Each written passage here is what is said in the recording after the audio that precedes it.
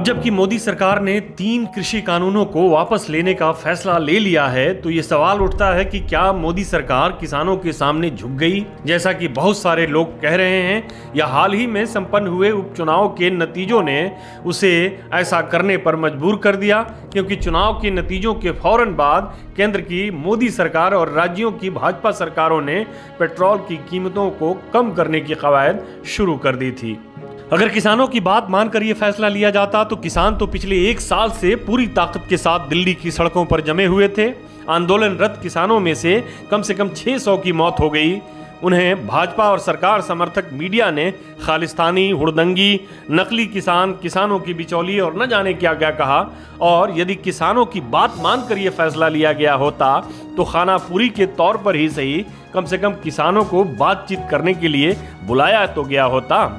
क्या इस फैसले से मोदी ने एक महान नेता या स्टेट्समैन होने के गुण दिखाए हैं? संसद में बहुमत होने के बावजूद उन्होंने अपने बनाए एक ऐसे कानून को वापस लिया जिसमें वो विश्वास रखते थे, लेकिन बड़ा दिल दिखाते हुए उन्होंने किसानों की मांग को मानते हुए अपना कानून वापस ले लिया। ऐसे में बहुत सारे लोग हैं जो मोदी के इस निर्णय को स्टेट्समैन का निर्णय बता रहे हैं, या फिर आर्थिक सुधार के लिए मोदी में वो हिम्मत नहीं जो नरसिम्हा राव में थी। ऐसे भी कई लोग हैं जो कह रहे हैं कि 300 सांसदों के साथ मोदी एक छोटा सा कृषि सुधार नहीं कर पाए तो नरसिम्हा राव को अपनी अल्पमत की सरकार के साथ 1990 की दहाई में उतने बड़े सुधार में कितने दबाव का सामना करना पड़ा होगा। इस मुद्दे पर आने वाले कई दिनों तक चर्चा का बाजार गर्म रहेगा। भाजपा जाहिर है फिलहाल बैकफुट पर है। पिछले कुछ हफ्तों से पार्टी के अंदर और बाहर हो रही सियासी सरगर्मियों से ये अंदाजा लग रहा था कि मोदी सरकार किसी न किसी बहाने कृषि कानूनों को वापस लेगी या उसमें बदलाव करेगी। इस सिलसिले में 2 नाम काफ़ी अहम हैं। पहला पंजाब के पूर्व मुख्यमंत्री कैप्टन अमरिंदर सिंह का और दूसरा मिजोरम के राज्यपाल सत्यपाल मलिक का।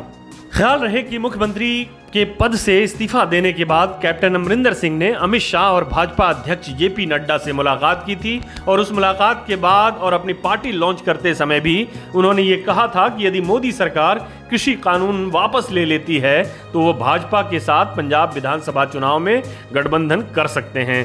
जाहिर है उन्होंने वो बयान भाजपा से मिले आश्वासन के बाद ही दिए होंगे।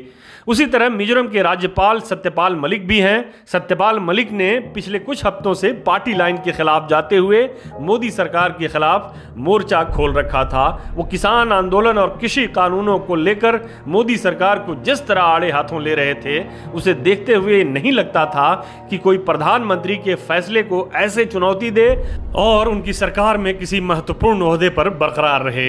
लेकिन मलिक जो बातें कर रहे थे वो काफ़ी महत्वपूर्ण हैं। वो कह रहे थे कि आज की तारीख में पश्चिमी उत्तर प्रदेश के किसी गांव में बीजेपी का कोई नेता नहीं जा सकता। मैं किसानों के हक में बात करके कम से कम इस हैसियत में रहूंगा कि किसानों के बीच जाकर पार्टी की बातें कर सकूंगा। दरअसल उत्तर प्रदेश और गुजरात नरेंद्र मोदी के लिए 2 ऐसे राज्य हैं जिन्हें वे किसी भी कीमत पर खोना नहीं चाहेंगे। इन 2 राज्यों में हार का संदेश पूरे देश में जाएगा।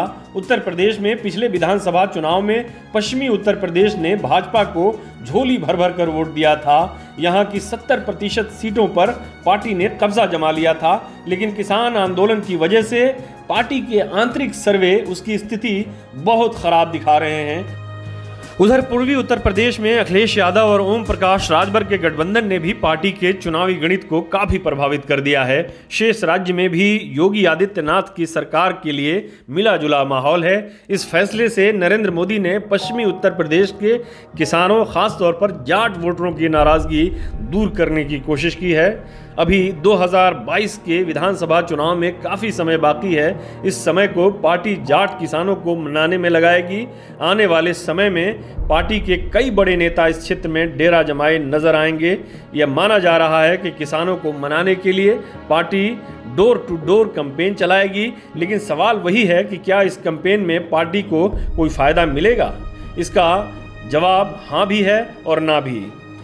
आपको याद होगा कि नोटबंदी के बाद मोदी सरकार के खिलाफ देश के दूसरे हिस्सों के साथ साथ यूपी में भी काफ़ी नाराज़गी थी, लेकिन भाजपा ने अपने ग्राउंड फोर्स यानी कार्यकर्ताओं और बड़े नेताओं की मदद से उत्तर प्रदेश को बचा लिया था। लेकिन इस बार पश्चिमी उत्तर प्रदेश या जाट लैंड में उसकी राह बहुत मुश्किल है, क्योंकि राष्ट्रीय लोक दल ने पिछले एक वर्ष में इस क्षेत्र में अपना प्रभाव काफ़ी बढ़ा लिया है और सपा के साथ उसके गठबंधन को भेदना भाजपा के लिए टेढ़ी खीर साबित होगी। हमारे साथ जुड़ने के लिए आपका शुक्रिया। हमारा वीडियो पसंद आए तो इसे लाइक करें, हमारे चैनल को सब्सक्राइब करें और कमेंट बॉक्स में जाकर अपनी राय ज़रूर दें।